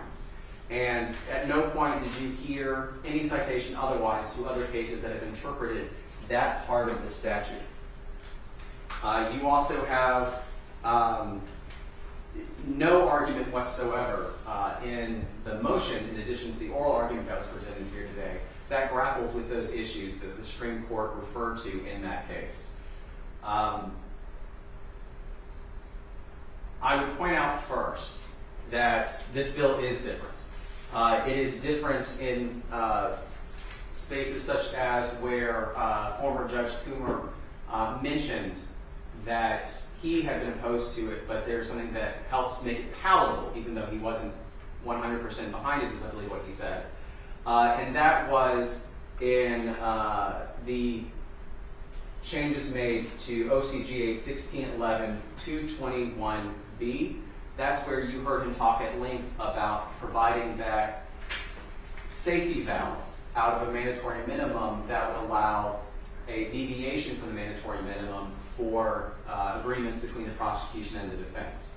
That was an issue that I believe Representative Trammell had brought up and was highlighted by Ms. Bell, saying that he still opposed it because you still had a mandatory minimum and it had to be agreement. But that is one material difference between the versions of the legislation that you have. The first being Senate Bill 1 and the second being House Bill 452. They are different bills. The next is that the legislation that passed, House Bill 452, includes a section that is not included in Senate Bill 1. Now, it doesn't address domestic terrorism specifically, but it is Section 5.2 of the legislation itself. And so there are multiple differences. And I would point out to the court that we presume jurors who are properly sworn act consistent with their oath. As we heard earlier today, legislatures take an oath to uphold the Constitution. This is not an instance in which you have somebody talking to somebody on the side saying, I have concerns about this, and that person just saying, don't raise it. This was literally discussed on the floor of the House, openly, where you had people of different points of view discussing it. And a majority of the House voted in favor of it, which means that the House itself was hearing about the different arguments from the constitutional provision and came to the conclusion that this was a constitutional bill and passed it. Now, I would also point out, I apologize before I make my point with that, which is that one of the issues that we deal with when we look to what a part of the Constitution means is how it's been used and whether these are different issues that are of concern. So in this instance, we have no evidence that this is a violation of it other than argument. In the contrary, you have evidence that it is something that the House itself believed satisfied its constitutional duties. Now, that's not just positive, but I do mention that because I think that that is valuable information, considering that just as you and I have taken oaths to uphold the law, they've taken oaths to uphold the Constitution in their actions. And so this is a different bill. I would also point out that the constitutional provision speaks at the bill or resolution level, not the provision level. And so they are seeking to, essentially on the provision level, yes, there are multiple parts of Senate Bill 1 that also appear in HB 452. But on the bill level, they are different, as I mentioned before. And so this is not something that has ever been determined to be something that would violate the Constitution. And so the presumption is that it did not violate the Constitution, that you don't interpret it in such a way that their argument that it is the same bill trumps the presumption that it's unconstitutional, that it is constitutional. I would point out that changing legislation is literally the purpose of legislation when they get together and they talk to individuals. If a provision can't go before a vote twice without being subject to the 2/3 rule, then every time they vote on a resolution about appropriations and the budget for the year, if you or I, if our salaries appear the same way and votes that go down twice, does that mean that we don't get salaries that year if it doesn't get 2/3 of the vote? This is something that would apply in many different cases, and there'd be a lot of weird line drawing as to, well, is this different enough? Is this not different? All of those issues. One issue that I would also raise to the court is that the Constitution speaks in the word rejection. And there's no interpretation of what the Constitution means by rejection. And I point that out because of this. The House rules are interesting to me because it's not like the U.S. House where you simply need to get a majority of those who are voting as long as there's a quorum. You have to get a majority of the whole House regardless who votes. And so if you look at those legiscan documents that the defense has provided, every single vote on Senate Bill 1 and on House Bill 452, they are majority votes every time. A majority of those who are voting, not a majority of the House. And so in every situation, the yeas were more than the nays. And so is that a rejection of the Constitution? That's never been interpreted, so the presumption is that it is constitutional. Because we can have statutes, like when we define capital felonies. When it appears in the Constitution, it means one thing. When it appears in the statute, it means another thing. And so these are issues that the presumption speaks in favor of upholding the statute, especially because, again, it speaks in terms of rejection of a bill. Now, I'm not going to say that any change, like if they capitalize something rather than lowercase something, that would itself be a different bill. But in this instance, there are substantive differences between the bill as passed from the bill that was rejected. And this is an instance where they talked about that openly, they discussed it, they discussed their constitutional obligations. Yes, there was a difference of opinion on whether this was constitutional. If this fit this rule or not. But that does not mean that simply because there was a minority of individuals at the House who thought there might be constitutional concerns, that itself dictates that this is an unconstitutional bill. There are other parts of the Constitution that satisfy the concerns that are involved. Some of them are mentioned in Foot. And as you heard them talk about the requirement that there be bills that come on single subjects, they don't have multiple subjects. And so there's nothing about, I will mention that we have no issue about whether this is a issue that the court gets to determine about Mr. Long, because it is in his indictment. I'm not saying that. But I do believe that Ms. Bell mentioned constitutional rights. I believe that those were at issue in Sister Song because they were dealing with the issue of personal liberty and abortion, which had long been held to be a constitutional right. In this, it's about procedural rules. I don't submit to you that Mr. Long has constitutional rights to a bill that's passed in a certain way. The issue is whether the bill itself is constitutional or unconstitutional. His personal constitutional rights, I submit don't apply. And so everything that when you look at this case or this issue, they said it's clear cut.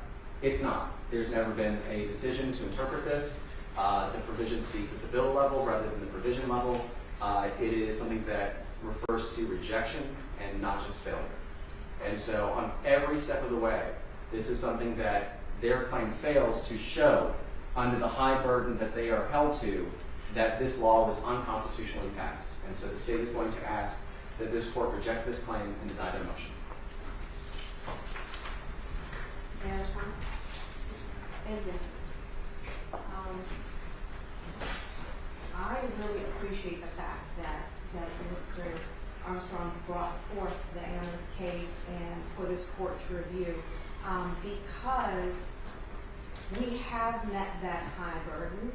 It is a high burden. It is a presumption of constitutionality, I was remembering. And we have met that burden, whether it was pushing through all of the documents that were provided, but we submitted 11 exhibits starting with the Georgia State Constitution, going all the way through every version of the passage of those bills and the legislative scanning and the House rules, the Senate rules. The state talks about this as that this is so obscure because it's not mentioned in any other case.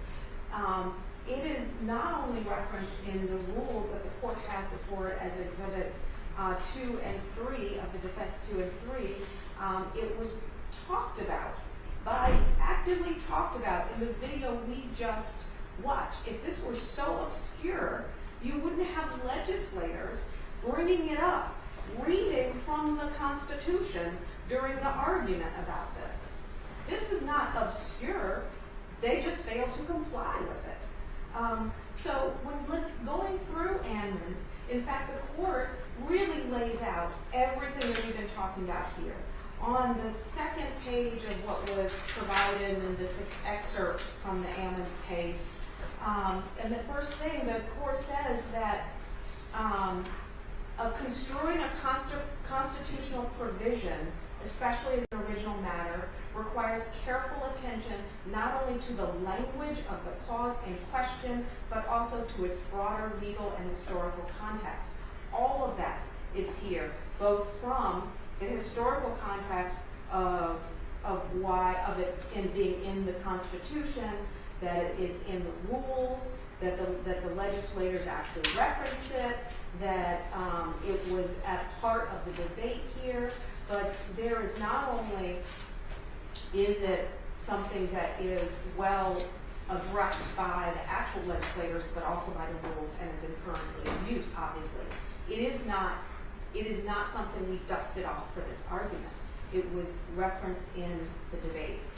And the court in Ammons cites, they said, we interpret a constitutional provision according to its original public meaning of its text, for which we consider both the text's plain and ordinary meaning and the broader context in which that text was enacted.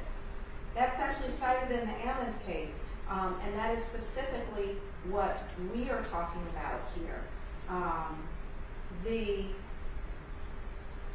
In the Ammons case, the reason why the court had a problem with it is because it said that, this was first enacted long ago and rarely interpreted since. This provision was interpreted in 2017.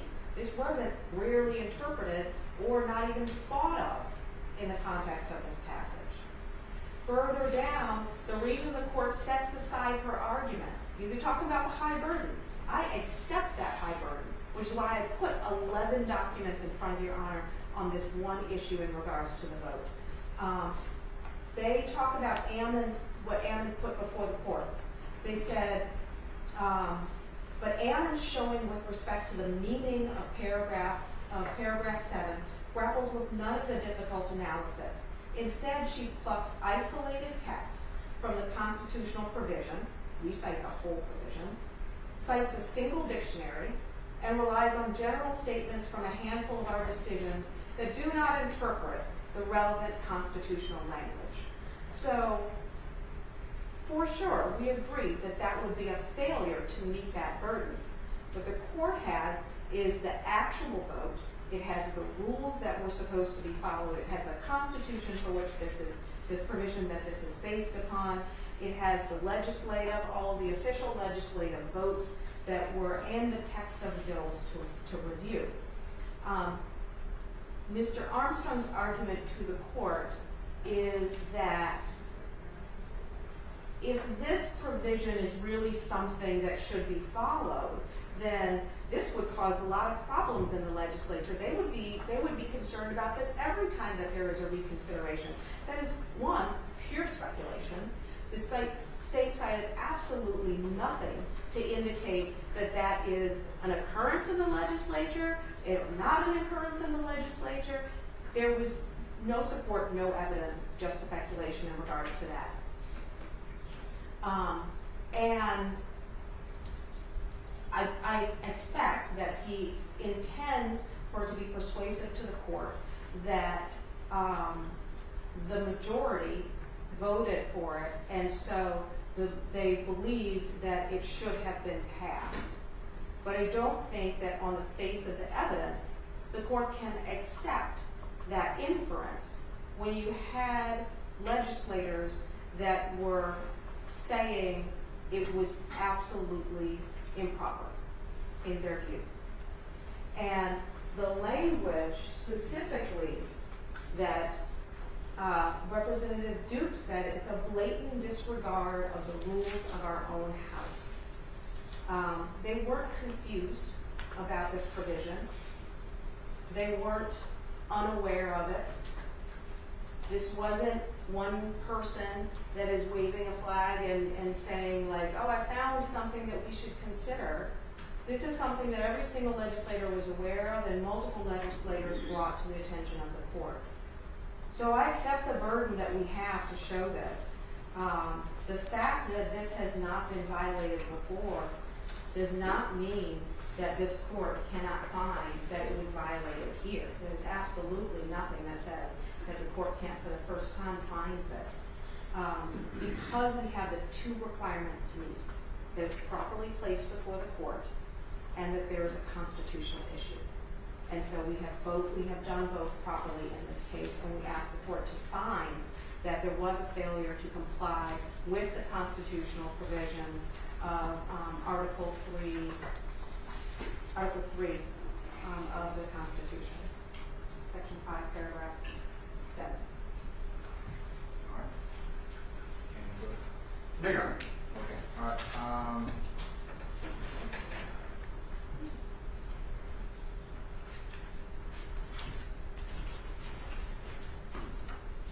Let's take 30 minutes and then we'll come back and I'll tell you where we're going and talk about what's status and things coming. Okay? All right. 30 minutes, Judge? Yes.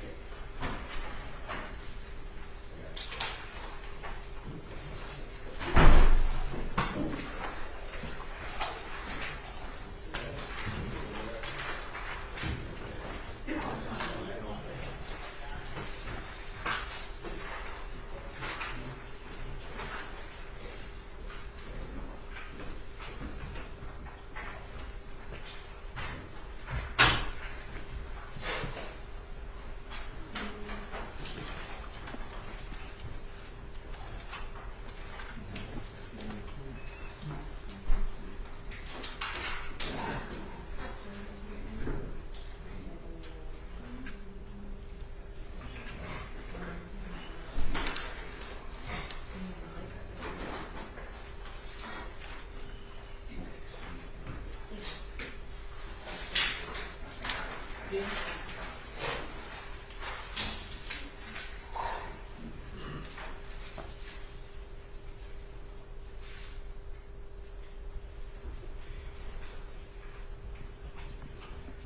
Okay, ladies and gentlemen, we're back on the record.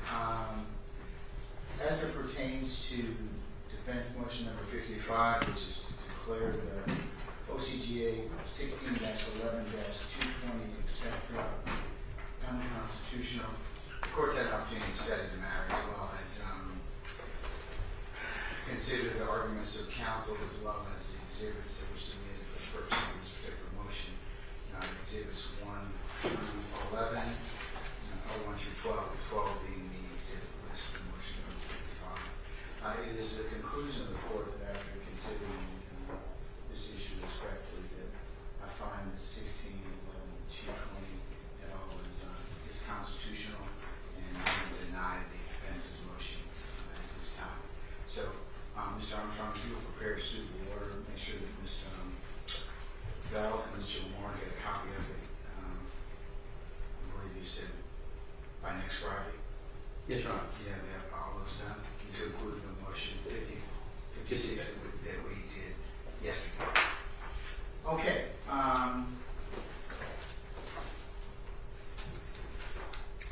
Ms. Bell and Mr.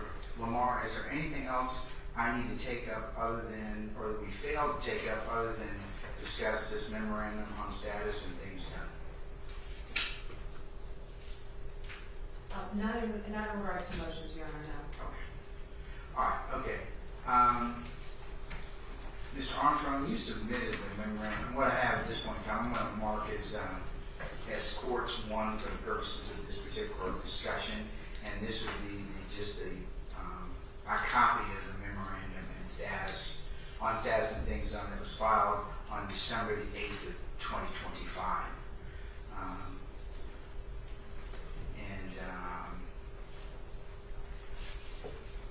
That's pursuant to Uniform Appeal Procedure 2F.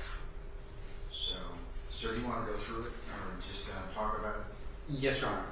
Okay. This was a memorandum that I created looking at Odyssey, Fulton County's case management system, to determine what, if anything, was outstanding that needed to be done, as well as to give people an easy roadmap before we reach the interim review hearing before the court sends it over to the Supreme Court if there's an issue that is deemed appropriate for that. As described on the front page, typically a blank appears where there is something that is outstanding. I realized after I filed this that there's one exception where I wrote the word needed rather than placed it blank, and I will point out when that is. On page 2, there is a blank next to the motions hearing that was scheduled for October 17th, 2022. I do not know if there was a hearing that was actually held on that time. I don't know if I was actively involved in the case. I can't find any emails that reference that hearing, and I cannot find any handwritten notes of my own. I've asked the defense to look, but I don't know that that hearing actually went forward. But that's a hearing for which we don't have a transcript. You'll see, just to describe it, in the right-hand column of the transcript's filing date are the date that the transcripts for the hearings that are identified on the left were filed with the clerk's office, so that we know that a transcript has been filed for all of those hearings as is consistent with the UAP procedure.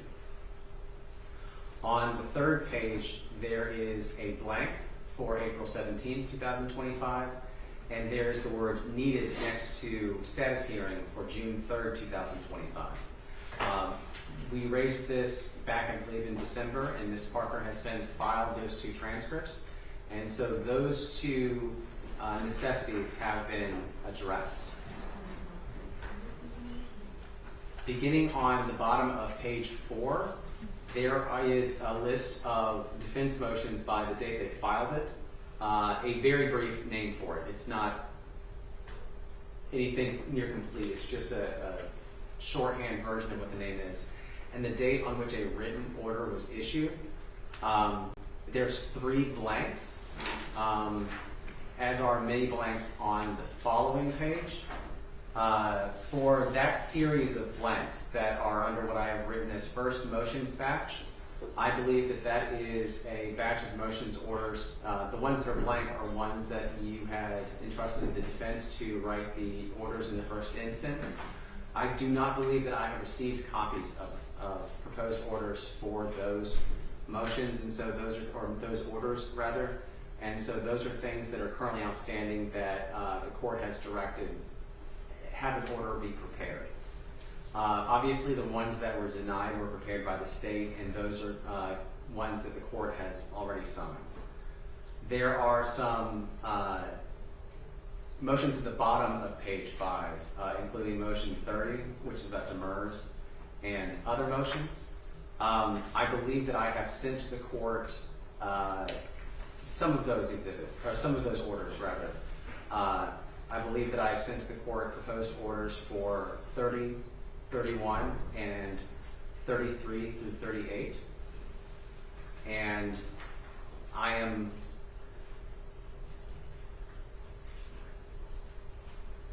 unsure whether there was anything else that needed to be sent from the state. Obviously, 55 and 56 on page 6 are things that the court has instructed the state to propose an order for this week. If there are matters for which the state was responsible, I would simply need to be gently reminded of it, but otherwise I think these are things that the defense is going to write a proposed order for. If you would go ahead and just resend to Mr. Kearns those particular motions that you, like for example, 30 onward that you have prepared, so we can go ahead and get those filed. Yes, Your Honor. That would be appreciative.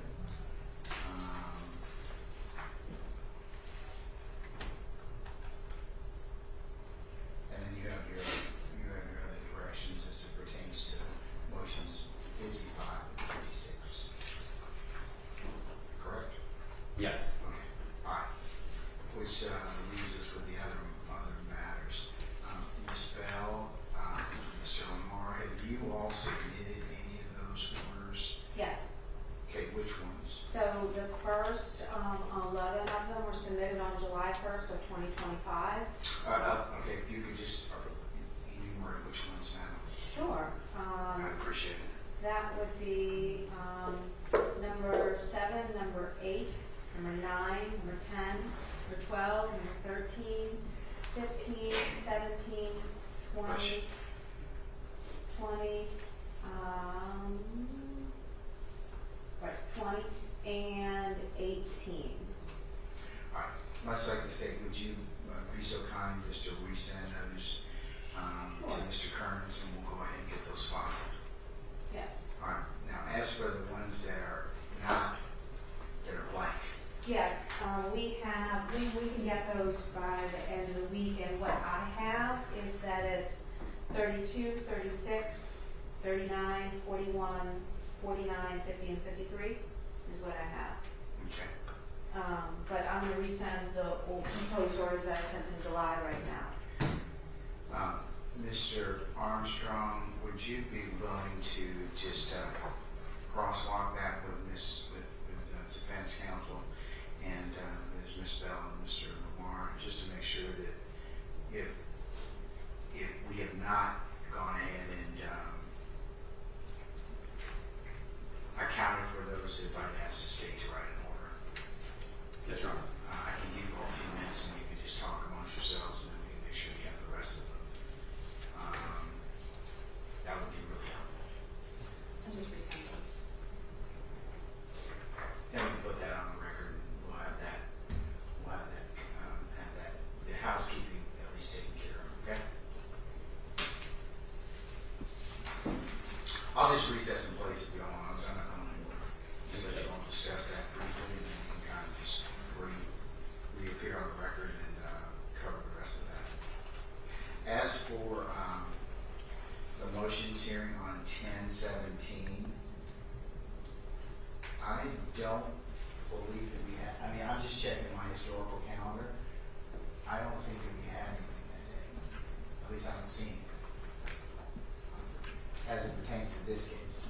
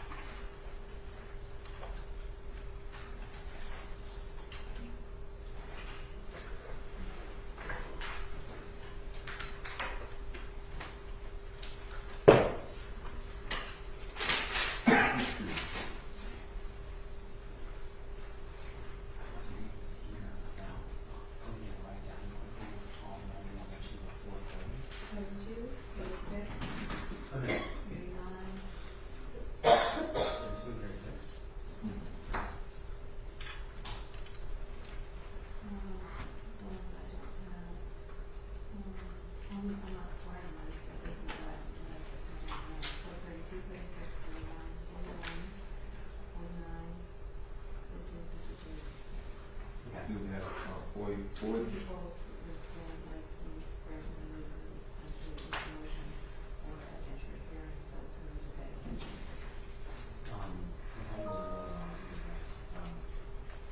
But you said that y'all 32. I in the email that I sent, I said something which might be correct if I should have sent that. But our numbers, my email where it showed up did not include these 40, 42, 40, 48, and 51, 52. Let's Boyd. So, and Is that a I believe Ms. Bell just said and that was one that I'm missing. Okay. But the ones from before, 30, we haven't had 26 yet, because that's an editor challenge, so we're not going to do 26 before entering review. 26 was just a motion for the production of the document, which was granted. Oh, motion 20, I have that as your challenge to the editor, which we wouldn't get to until after. Right, yeah, for the pedigree, I think, so it was the motion was for the, yeah, that's fine. And I'll go back and look at the motion. that'll be y'all's, because it was something that was just for the information that we granted. But I'm very slow about anything like that. Do y'all, have y'all submitted an order already for 2, 3, or 4? Those were not orders, for your check. They were, like, no action, no action required. The court, You have to go back and look at it, but it wasn't on this to do, first one I have to do the 7. Okay, so 2, 3, 4, 5, and 6 are the ones that don't have. Yeah, I think that those were, I mean, And I have 11 is denied. I think you said that you submitted 7, 8, 9, 10, 12, and 13. let's see if I just do something. Oh, it's just not. Usually it's in here, not just pop-ups. All right, ready? Yes. 7, 8, 9, 10, 12, 13, 15, 17, 20, and 18.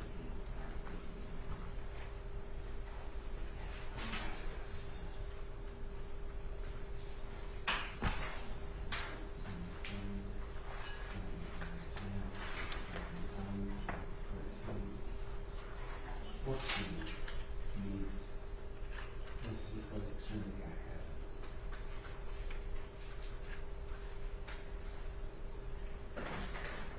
I'll go back and look at that. I think the motion was that the service parties was the information. I'm letting you know that sometimes you'll have to think like, all right, sounds fine, but okay, it was work for me.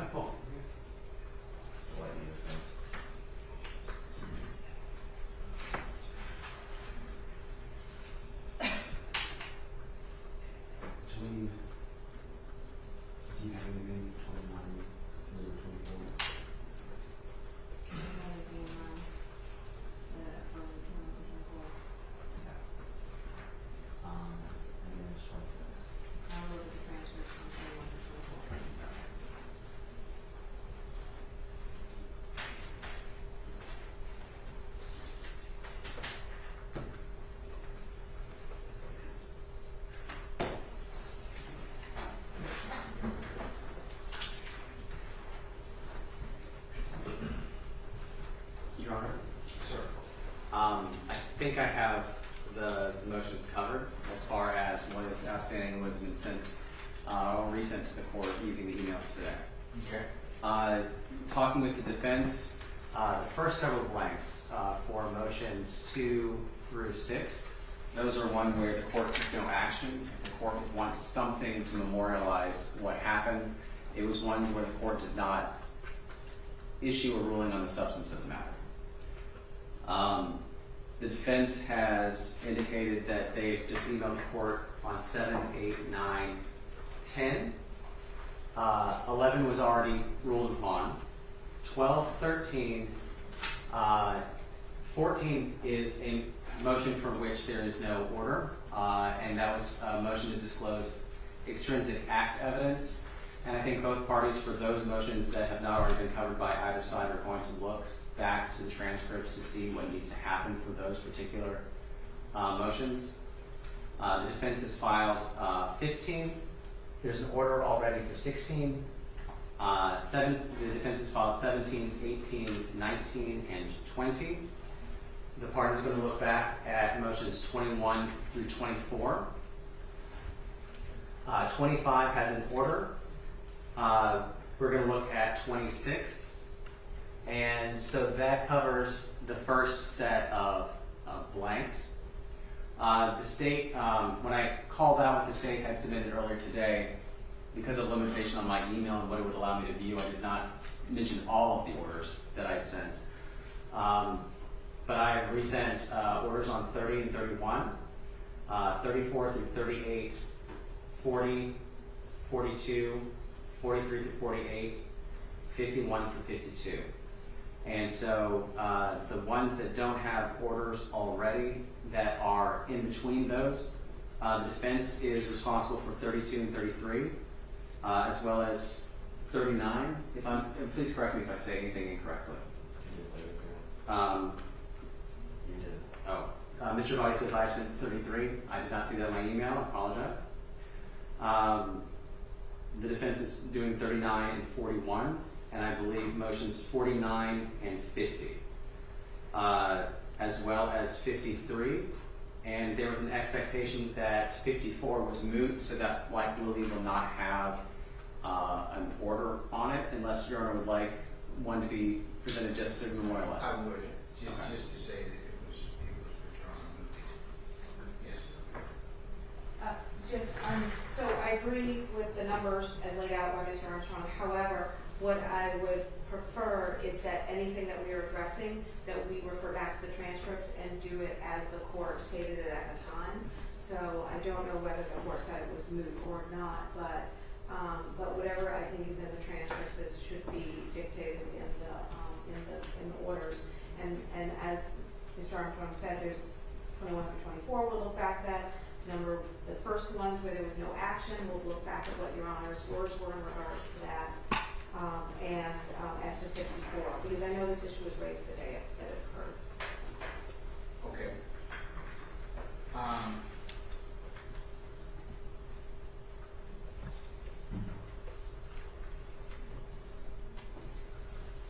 Well, that would allow us to at least fill in all the gaps in terms of the orders that need to be put and included in the record. So, if you all would work on that, I think that would be our next meeting. We can make sure that we have everything that's supposed to be submitted. And if necessary, what I'd like to do is if there wasn't anything in the record that accounts for a particular motion, meaning it was mooted or consumed or withdrawn, we need to account for those. Yes. Understood, Your Honor. And Your Honor, I would mention that I think that we can work on this in the interim, but I think the only thing outstanding for the court at this point in time is to schedule an interim review hearing for that hearing to determine whether everything is complete and whether the case can go to the Supreme Court if there's an issue that either party suggests to the court is something that deserves appellate review. Okay. All right.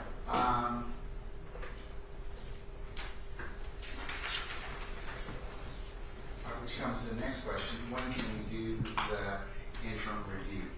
I know that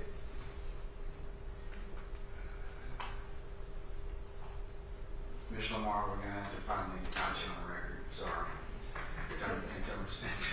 to the terms of what's happening with you.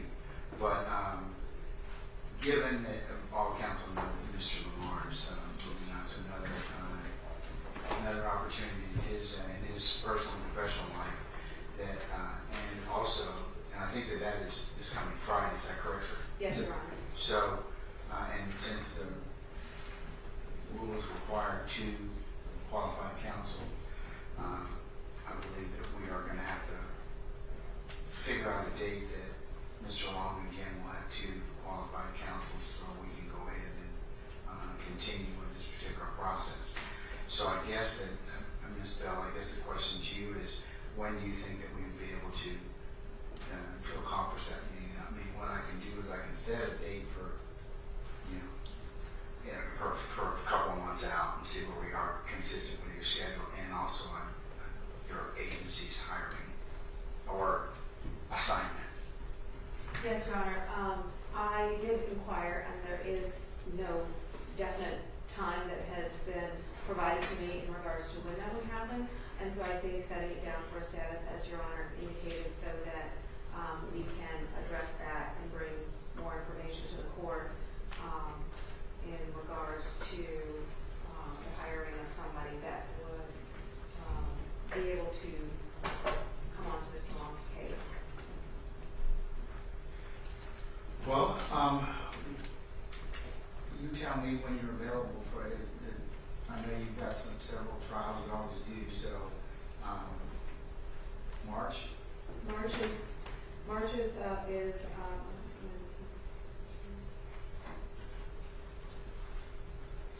is available for me. So you tell me what date works for you in terms of an interim review.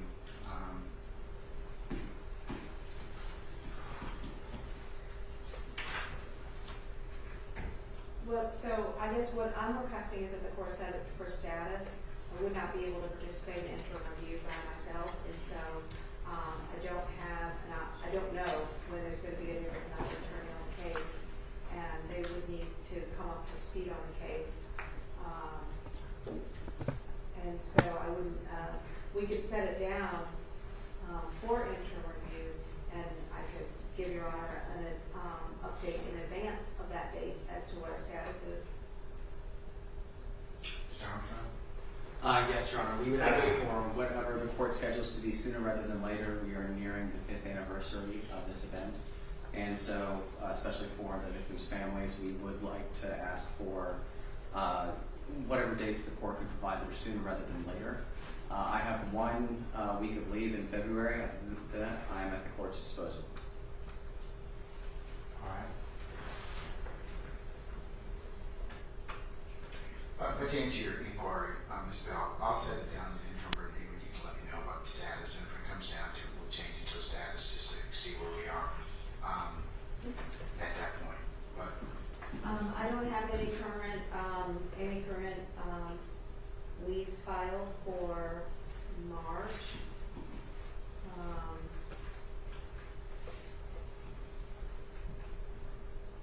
I know that a judge is planning on setting a date of a trial, but he hasn't set it, so I have no days marked off for that month.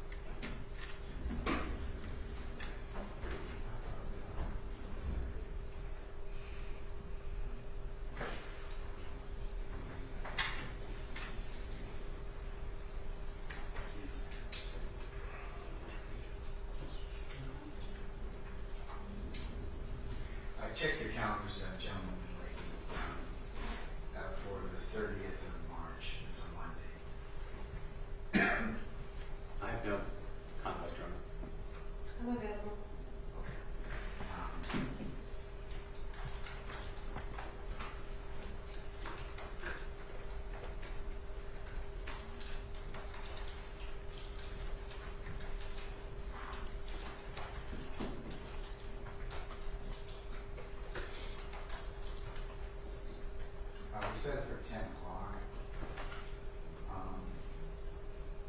on Monday, March the 30th.